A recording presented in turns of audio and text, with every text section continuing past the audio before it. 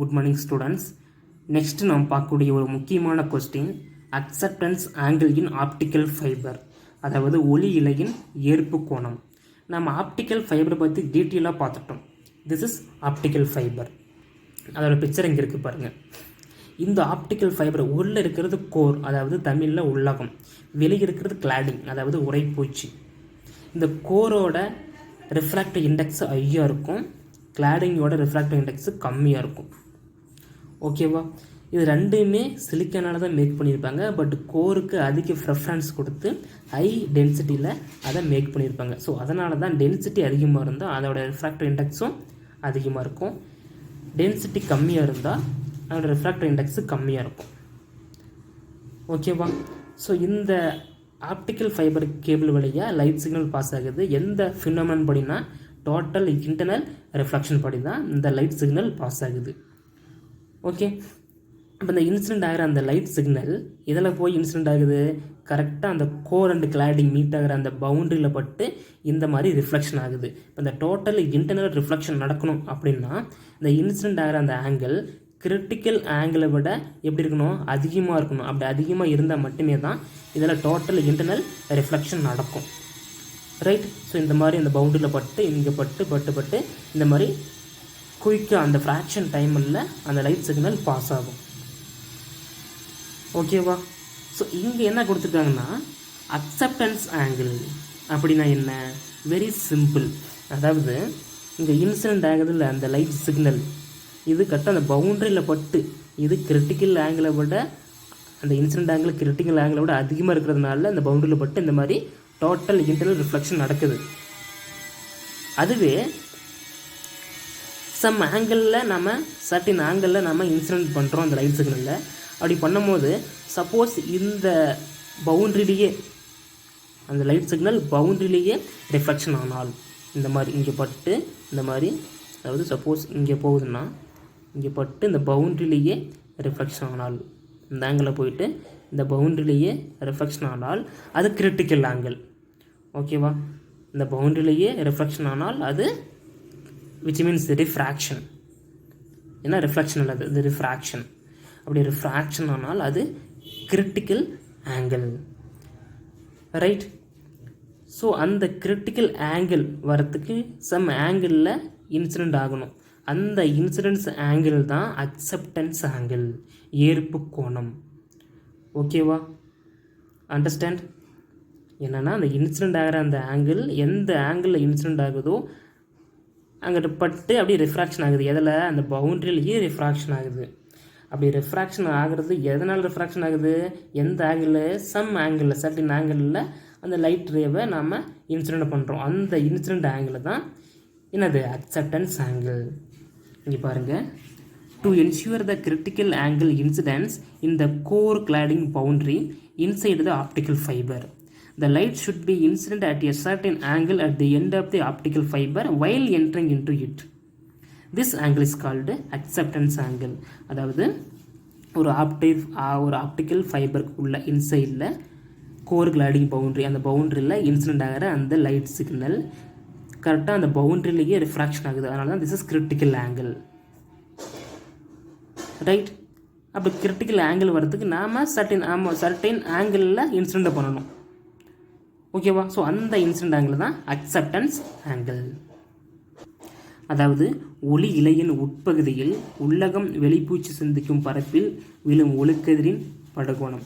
ஒளி இலைனா optical fibre, அதில் உள்ள இன்சைடில் உள்ளகம் வெளிப்பூச்சி, உள்ளகம்னா கோர், வெளிப்பூச்சின்னா கிளாடிங், ரெண்டும் சந்திக்கிற அந்த மீட்டாகிற அந்த பவுண்ட்ரியில் நாம் சென்ட் பண்ணுற அந்த ரே, ஓகேவா, விழுந்தால் அது மாறுநிலை கோணத்தில் இருக்க வேண்டும் எனில், அதாவது கிரிட்டிக்கல் ஆங்கிளாக இருக்கணும் அப்படின்னா ஒளி இழையின் முனையில் ஒரு குறிப்பிட்ட படுகோணத்தில் ஒளிக்கதிரை செலுத்த வேண்டும்.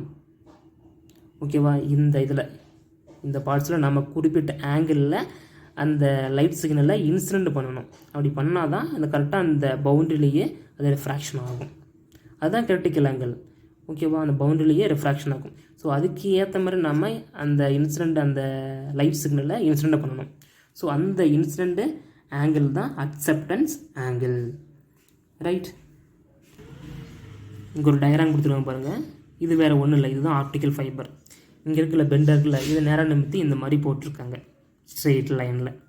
இங்கே பாருங்கள், இந்த திக் ப்ளூ இருக்குல்ல, இது ஃபுல்லாக கோர். இது மேலே இருக்குல்ல இந்த பார்ட்ஸ், இது ரெண்டுமே கிளாடிங். அப்போ நம்ம எது ஃபஸ்ட்டு மீடியம் எடுத்துக்கணும்னு பார்த்தீங்கன்னா கோர் தான் ஃபஸ்ட்டு மீடியம் எடுத்துப்போம். ஓகேவா? செகண்ட் மீடியம் அதுக்கு மேலே கோட் பண்ண கிளாடிங்.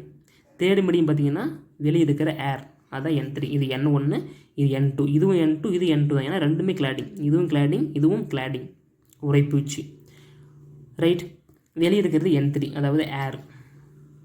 அப்போ நம்ம சர்டன் ஆங்கிளில் லைட் சிக்னலில் இன்சிடென்ட் பண்ணுறோம். இன்சிடென்ட் ஆங்கிள் இங்கே இன்சிடென்ட் பண்ணிட்டு இது 1 மீடியம் டு அனதர் மீடியம் போகுது, அதாவது ரேரர் மீடியத்துலேருந்து டென்சரி மீடியம் போகுது. ஓகேவா? இது டென்சிட்டி அதிகமாக இருக்குது, அதனால் டென்சரி மீடியம். அப்போ லைட் ரே போயிட்டு இந்த மாதிரி ரிஃப்ராக்ஷன் ஆகுது. ஏன்னா ஆக்சுவலாக இங்கே தான் போயிருக்கணும், பட் இது 1 மீடியம் டு அனதர் மீடியம், அதாவது ரேரர் மீடியத்துலேருந்து டென்சரி மீடியம் போகிறதுனால இந்த மாதிரி ரிஃப்ராக்ஷன் ஆகுது. ஏன்னா டென்சிட்டி அதிகமாக இருக்குது, அதனால் இந்த மாதிரி ரிஃப்ராக்ஷன் ஆகுது. நம்ம இந்த பாயிண்ட் ஏன்னு எடுத்துக்கலாம். இந்த ஏ பாயிண்ட் பார்க்கும்போது இது இன்சிடென்ட், இது ரிஃப்ராக்ஷன்.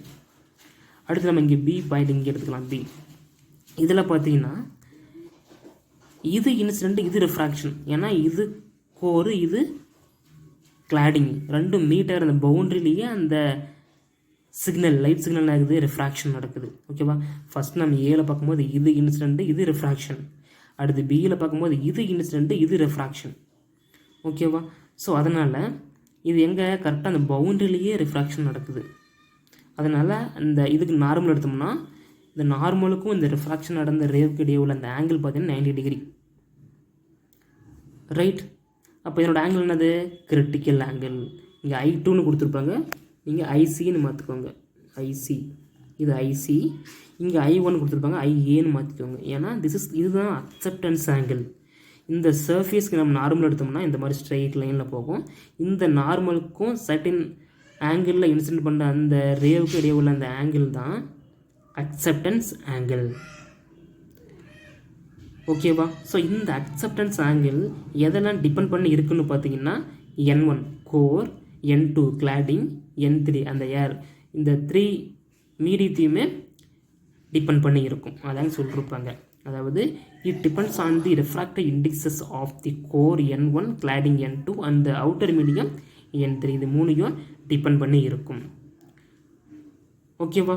ஸோ இங்கே ஒரு டயக்ராம் கொடுத்துருக்காங்க பாருங்கள். இது வேறு ஒன்றும் இல்லை, இங்கே நம்ம ஒரு இது தான் பார்த்துருக்கோம், ஒன் சைடு தான் பார்த்துருக்கோம். இங்கேருந்து இன்சிடென்ட் ஆகிட்டு இந்த மாதிரி ரிஃப்ராக்ஷன் ஆகுது பார்த்துட்டோம். அதுவே இந்த மாதிரி இன்சிடென்ட் ஆனால் இங்கேருந்து இப்படி இன்சிடென்ட் ஆனால் இந்த மாதிரி ரிஃப்ராக்ஷன் ஆகும். கரெக்டாக அந்த பவுண்டரியிலேயே ரிஃப்ராக்ஷன் நடக்கும். ஓகேவா? ஸோ அதனால தான் இந்த ஆங்கிள் இப்படி போகிறது, இங்கேருந்து வர்றது இப்படி வருது. இதுக்கு நம்ம ஒரு நியூமரிக்கல் அப்பர்ச்சர் இது சொல்லுவாங்க. இதுதான் நியூமரிக்கல் அப்பர்ச்சர், இந்த மாதிரி. ஓகேவா? ஸோ இந்த ஆங்கிள் தான் அக்செப்டன்ஸ் ஆங்கிள். ஆர் இது வந்துட்டு அக்செப்டன்ஸ் கோன். கோன் ஷேப்பில் இருக்கா? This is acceptance cone. ஓகேவா? ஸோ இதை வச்சு நம்ம சிம்பிளாக டெரிவேஷன் பார்க்கலாம். அதாவது இது எல்லாமே ரிஃப்ராக்ஷன், அதனால் ரிஃப்ராக்ஷன் பற்றி டீட்டெயிலாக எக்ஸ்பிளைன் பண்ணவர் ஸ்னெல். அப்போ அதோட ஃபார்முலா என்னது? என்ன formula? sin I by sin R equal to N2 by N1. அந்த ஃபார்முலா வச்சு நம்ம ஈஸியாக டெரிவேஷன் பார்க்கலாம். ஸோ டயக்ராம் நான் போட்டிருக்கேன், பார்த்துக்கோங்க. அடுத்து இதை வச்சு நம்ம டெரிவேஷன் போடலாம். யூஸிங் ஸ்னெல்ஸ் லா பாயிண்ட் ஃபஸ்ட்டு ஏல பார்க்குறோம். இதில் அதாவது இங்கே இந்த பாயிண்ட்டுக்கு ஏல பார்க்கும்போது இது இன்சிடென்ட்டு, இது ரிஃப்ராக்ஷன். ஓகேவா? அப்போ using formula sin I by sin R equal to N2 by N1. இது ஃபார்முலா. ஓகேவா? இதை ப்ராடக்ட் ஃபார்மில் எழுதணும்னா நம்ம N1 sin I equal to N2 sin Rன்னு எழுதலாம். ஓகேவா? இப்போ நம்ம ஏல பார்க்கும்போது N1 போல் என்ன போடலாம்? N3ன்னு போடலாம். ஏன்னா அதோட மீடியம் அவுட்டர் மீடியம். இங்கே பாருங்கள், எங்கே இன்சிடென்ட் ஆகுது? N3ல தான் இன்சிடென்ட் ஆகுது. அப்போ அதோட ஆங்கிள் என்னது?